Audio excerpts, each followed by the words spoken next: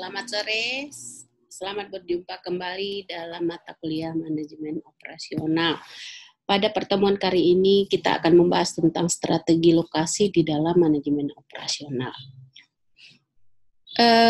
Sebenarnya strategi itu merujuk kepada sebuah lokasi ya. Jadi strategi suatu cara mendapatkan berbagai keperluan untuk membuatkan sebuah lokasi ya. Jadi lokasi itu menentukan prestasi. Kenapa menentukan prestasi? Karena dengan lokasi tersebut terjangkau oleh konsumen, maka konsumen akan berdatangan atau akan mudah mengunjungi tempat yang akan kita buat, baik untuk kegiatan bisnis di sektor barang maupun jasa. Ya, kemudian kenapa diperlukan lokasi ini? Untuk kegiatan pembuatan produk barang harus memproduksi barang dengan tempat, dengan adanya tempat ya. Jadi lokasi tersebut menunjukkan bahwa dia memproduksi barang. Kemudian sektor jasa juga memerlukan tempat untuk memberikan pelayanan. Kalau tadi tempat untuk memproduksi barang ya, ini pelayanan bagi konsumen di dalam memberikan kepuasan pelanggan.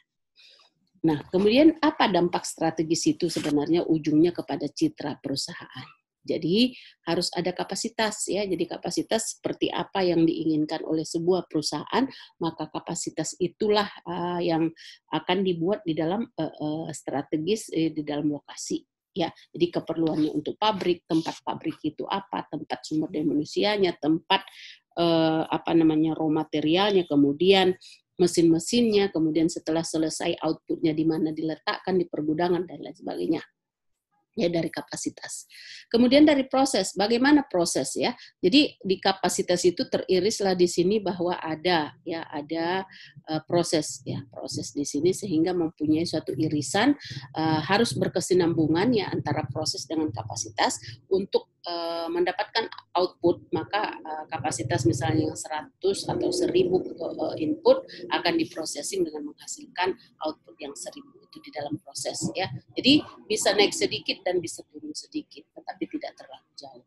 Kemudian fleksibilitas ya, dia mempunyai suatu ketentuan bahwa fleksibilitas ya setidaknya berkelanjutan dan mempunyai gerak yang tidak kaku ya. Jadi bisa proses itu bisa menghasilkan yang banyak atau bisa menghasilkan lebih kurang dari situ ya. Kemudian biaya ditentukan dengan dampak strategis, harus mengeluarkan sejumlah biaya. Nah, ini dapat irisan-irisannya ya. Jadi irisan-irisan masing-masing ya. Kemudian kualitas lingkungan kerja. Kalau AMDAL ya, AMDAL kita berpikiran terhadap lingkungan ya. Jadi apakah lingkungan kerja itu memberikan suatu keamanan dan kenyamanan atau tidak memberikan apa-apa sekaligus ya. Itu juga dampak daripada strategis daripada lokasi. Nah, untuk memudahkan konsumen atau pelanggan, maka diberikan suatu tempat yang kira-kira lebih strategis sehingga terjangkau oleh pelanggan. Semakin dia menyentuh kepada masyarakat atau pelanggan atau konsumen, maka semakin diminati oleh konsumen. Ya, maka itulah yang disebut dengan citra perusahaan. Itulah dampak strategisnya. Kemudian di slide ini ada pertimbangan desain tata letak ya. Di dalam lokasi ada desain bahwa harus fleksibel ya, harus fleksibel itu di sini ya, fleksibelnya. Kemudian mengarah lagi lebih besar lagi ada interaksi dengan pelanggan yang lebih baik. Nah, itu tadi harus mempunyai suatu connecting atau sekarang disebut harus mempunyai suatu interaksi dengan digital, interaksi dengan tempat yang dibuat dengan tata letak. Ya. Kemudian ada moral karyawan yang lebih baik, juga kondisi lingkungan kerja yang lebih aman, nyaman dia, ya ini tambah besar lagi. Nah, kemudian ada aliran informasi barang atau orang yang lebih baik ya, jadi barang atau pelayanan daripada sumber daya manusianya. Di dalam bauran pemasaran ada harga, ada price ya, ada place ya tempat, ada juga confidence ya, ada juga banyak ya layanan-layanan yang sifatnya kepada bauran pemasaran. Kemudian bisa dilihat dari utilisasi ruang ya, bahwa dia mempunyai kegunaan yang bermanfaat, ini amat sangat banyak ya, peralatan dan orang yang lebih tinggi. Maksudnya orang yang lebih tinggi itu dengan kemampuan atau dengan profesional. Nah, pendekatannya terhadap tata letak itu lebih kepada posisi yang tetap ya. Jadi sifat dari pendekatan itu tidak berpindah-pindah ya. Jadi supaya konsumen tidak terlalu bingung ya untuk mencarinya gitu ya. Jadi tata letak yang berorientasi pada proses ya. Jadi kalau dia input processing output dia bisa lebih terproses. Kemudian tata letak kantornya di mana kantornya, kalau dia manufaktur atau pabrikan dia maka ada letak tata kantornya sebelah mana sehingga tidak mengganggu mesin-mesin yang bekerja. Kemudian tata retailnya ya, tata letak retailnya itu juga mendekati kepada tata letak yang harus betul-betul mempunyai kedekatan atau memberikan suatu pandangan yang lebih baik ya di retailnya ya. Kemudian tata letak gudang tidak jauh dari penjualan sehingga apabila ada berkurang dari sebuah benda atau barang dan jasa tersebut bisa kita ambil di gudang ya.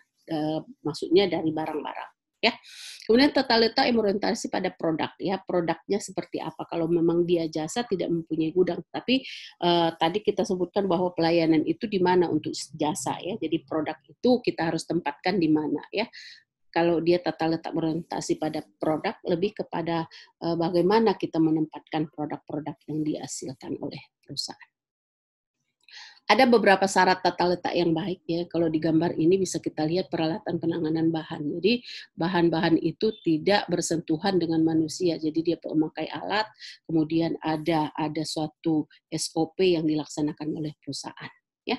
Kemudian kapasitas dan persyaratan luas ruang. Jadi kita bisa tahu kalau parkirnya, kalau tempat barangnya, kalau tempat bagaimana trollernya dan sebagainya ya, tata letak luas ruang ya.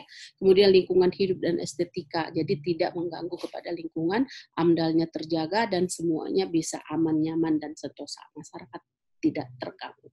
Aliran informasinya jelas bahwa sekarang sudah memakai digitalisasi, jadi perbankannya jelas, jadi dia mempunyai sirkulasi daripada circular flow yang kira-kira memberikan suatu aliran yang di bidang keuangan dan lain sebagainya, yang tidak memberikan suatu ketidaksesuaian atau kesalahpahaman.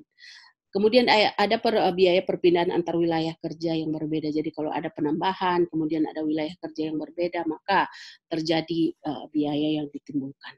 Kemudian tata letak dengan posisi tetap ini lebih kepada fixed position layout. Dia lebih kepada kebutuhan tata letak proyek ya, yang tidak berpindah. Nah biasanya itu yang tetap ya. Dan proyek yang menyita tempat yang luas seperti kapal atau gedung, dia harus memikirkan ya tempat di mana barang tersebut disimpan dan di kapal tersebut di mana diletakkan. Nah, biasanya cenderung berubah menjadi tata letak berorientasi produk. Nah, kemudian tata letak berorientasi proses ini lebih kepada proses oriented layout, sebuah tata letak berkaitan dengan proses produksi dengan volume rendah. Ya, jadi kalau volume produksinya dengan volume rendah, namun ada variasinya tinggi ya. Jadi dia bervariasi di isinya, dia bervariasi di isi dan kemudian kita melihat dari produknya sendiri seperti mesin dan peralatan yang dikelompokkan bersama. Kemudian untuk menangani produksi komponen dalam batch yang kecil ada atau job lot ya, jadi baik untuk menangani itu. Jadi proses oriented itu lebih tepat terhadap batch yang lebih kecil. Biasanya perusahaan manufaktur ya, namun juga ada juga di perusahaan jasa.